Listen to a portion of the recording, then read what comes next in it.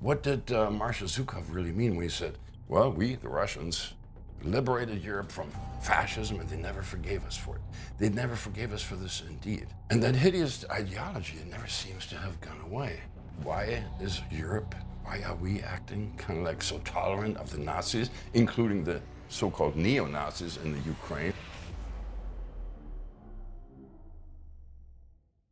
Today is May 9th, 2025. Now that is the 80th anniversary of the great victory over fascism, over the Nazi attacks on the world, and some countries more than others. May 9th, you may think of it as being May 8th, but it's actually for the Russians, it is May 9th. Now we have a president that just came out and said, oh, well, America won this war. America won it by itself. Well, the Russians, yeah, might have helped us a little bit. Oh yeah, and we gave them all this money, liberty ship. No. If that's what you think, then it's time for a little history lesson. Because that's not what happened. This war, World War II, might have been in the Pacific theater, been won by America, yeah, that's true, raising the flag of Iwo Jima and so forth, and we dropped a couple of little nukes on Hiroshima and Nagasaki, and then supposedly because of that, Japan folded. That's also not really as it happened, but let's just leave it as that for now. What really happened is, and what really ended World War II in the European theater, was the Red Army raising the flag on the Reichstag.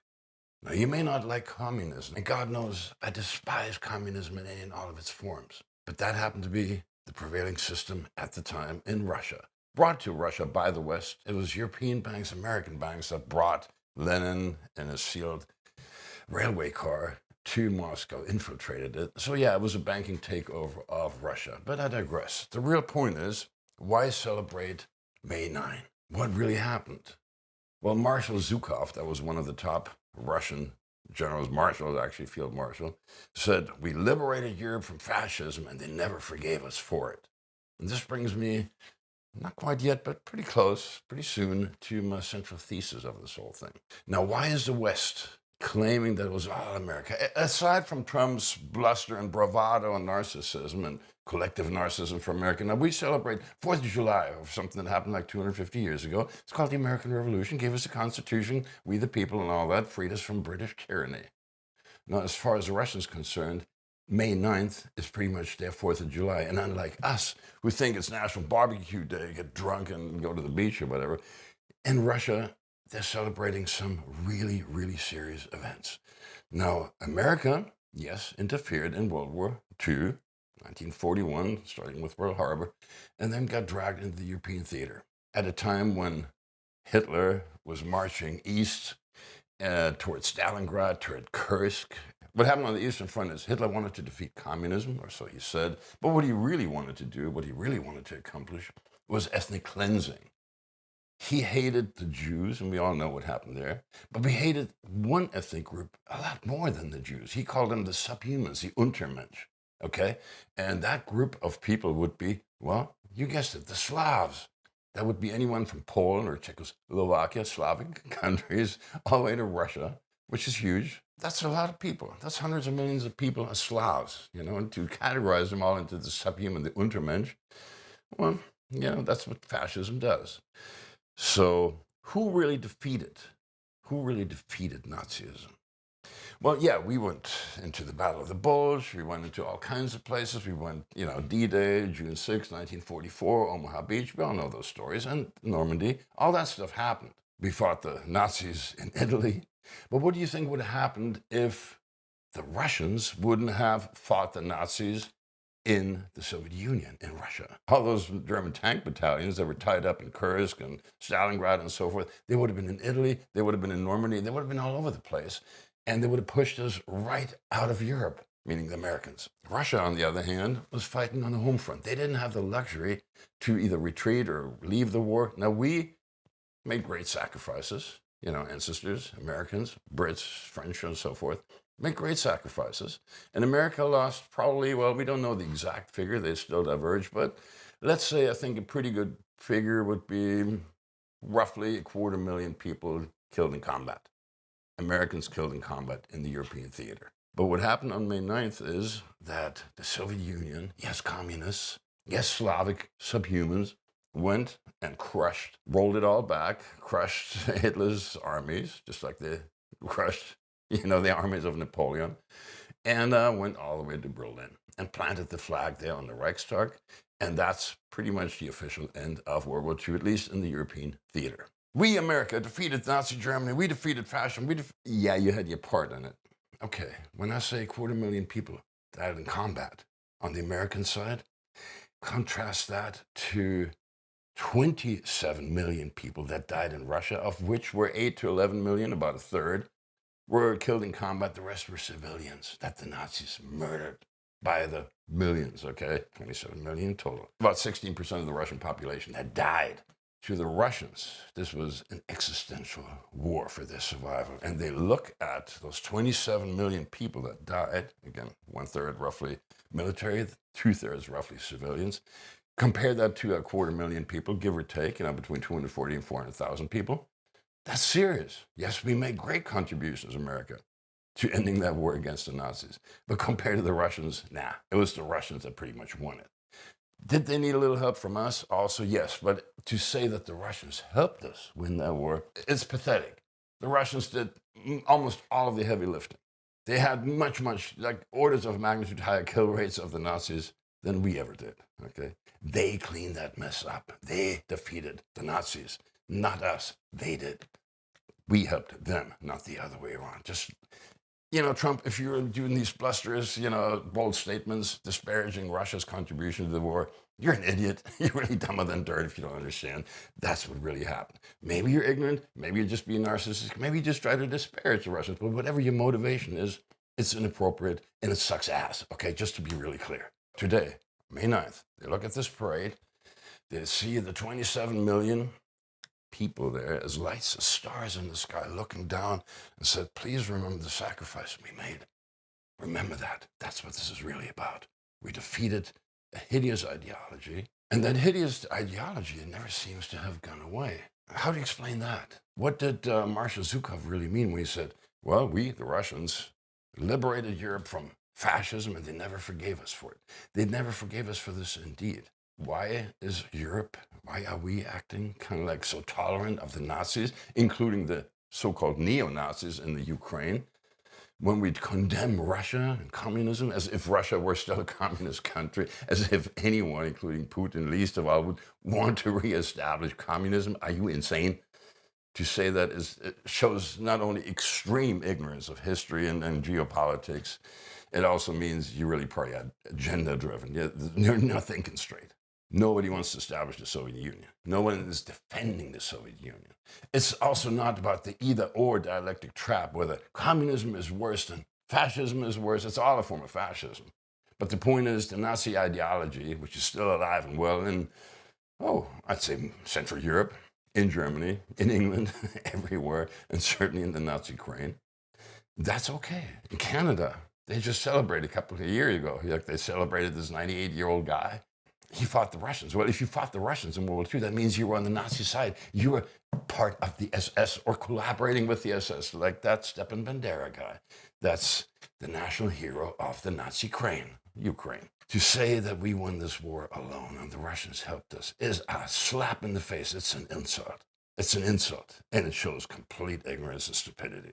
The Russians won this. Whether you like communism, whether you like Stalin, any of that shit, no, I have no patience for that either. But to defeat Hitler, guess who did that? They did that, and no one else. We helped them, not them.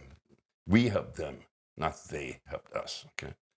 And that brings me to my actual thesis of this whole thing, and that's a subject very near and dear to my heart in many ways. There's a really, really great researcher out there by the name of Dr. Joseph P. Farrell.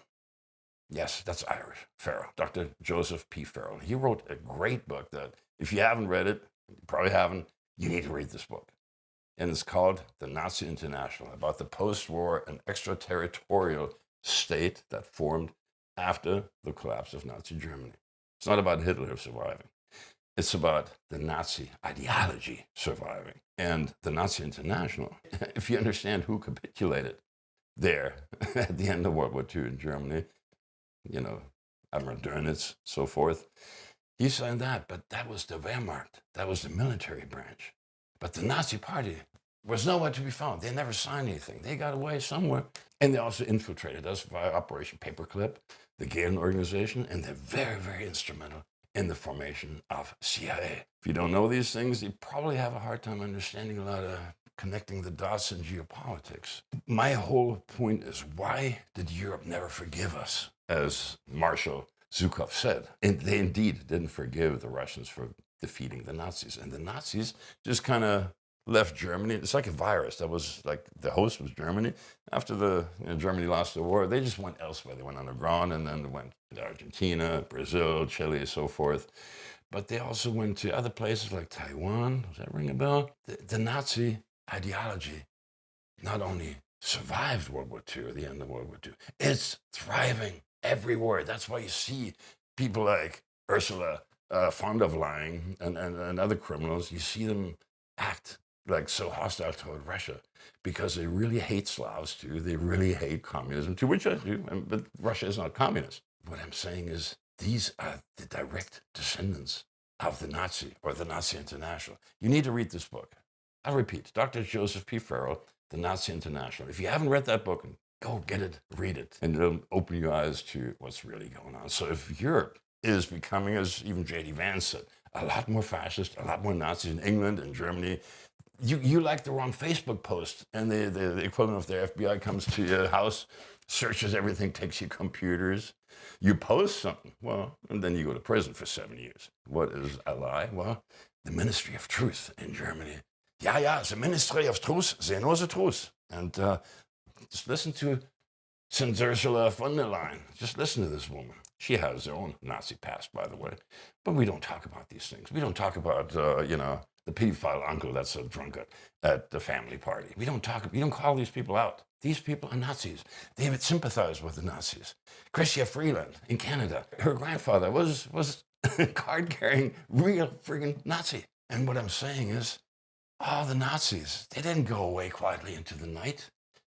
They just went underground and they infiltrated the entire planet, and they're everywhere. And what you see, people that are almost identical, genetically speaking, ethnically speaking, the Ukrainians to the Russians. That's why you have so many Russians living in those 4 oblasts that are being liberated right now. Those Ukrainians have this idea propagated by their patron saint, Stepan Bandera, who murdered, about 250,000 Ukrainians, Poles, Jews, you name it, together with the SS. They were good buddies. These Ukrainians, they call it a neo-Nazi regime. No, these are real Nazis. You don't understand. Oh, Zelensky's Jewish. That means no.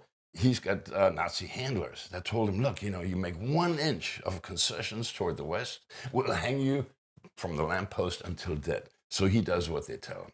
So that's my point of this. To disparage for these people like Ursula von der Leyen and those all unelected officials, those bureaucrats of the EU. Even the EU has roots that can be traced straight back to the Nazis in 1943. Professor Dr. Walter Funk, those people founded the EU.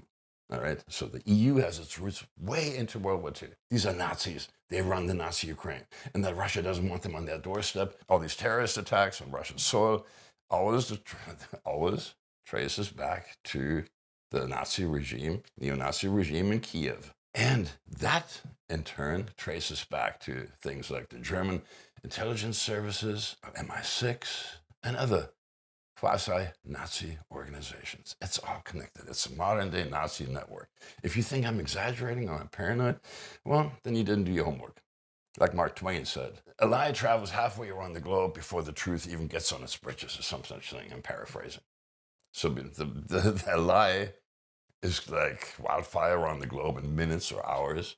The truth doesn't even get its pants on in that time frame. The truth kind of loses out almost all the time in modern society. Where am I going with this? I'm saying all that hatred toward Russia is both ethnic, because the Ukrainians think they're Aryans, when in fact they're really basically Russians. They hate that which they are, self-loathing, and they really subscribe to this Nazi Banderite ideology, and the West seems to like it. They say, this parade is stupid, It's a legitimate military target. No, it's not a military target. It's a peaceful parade. Yes, it may be military equipment that you see there, military marching, but it is not a military event, and it's not a military target. It's certainly not a legitimate target for MI6 or CIA or any of the US government to be involved as a proxy to firing missiles, German missiles, English missiles, Storm Shadows, TARS into Russia on that sacred day of May 9th. So I invite you to do your homework, to do your research, and understand that May 9th is in fact a sacred day. One of the most hideous ideologies on the planet was supposedly defeated. Unfortunately, however, I tell you that it wasn't defeated, that it's actually still wrong. Who really won World War II? Well, you're defending communism. I'm not defending communism. I was as happy as the next guy when the Soviet Union collapsed. But Russia is not the Soviet Union. It's also not Tsarist Russia. This is a sacred holiday. It should be honored. It has nothing to do with honoring communism or the Soviet Union. This is the Russian people that defeated one of the most hideous ideologies on the planet, and the communist ideology of the Soviet Union. They're both gone, and they both deserve to be buried on the dustbin of history. You may or may not agree with my message, but you would definitely help us out if you subscribe, because these videos are a lot of work. They really are. I mean, for every minute that you see is probably an hour of, preparation, research, editing, and so forth involved. So if you help us out, we'd really appreciate it with the YouTube algorithm. Like, subscribe, share this video, even if you don't agree with it. And say, look what kind of shit this guy is talking about. Whatever it is, please subscribe, like, and if you find this message interesting, well, tell other people about it. I hope you found this video informative, whether you agree with it or not. If you don't agree, you might want to dig a little deeper and see if maybe I'm not all wrong. Just saying. Anyway, wishing you a wonderful weekend on this May 9th, the 80th anniversary of the defeat of the most hideous ideology on the planet, Nazism. So long.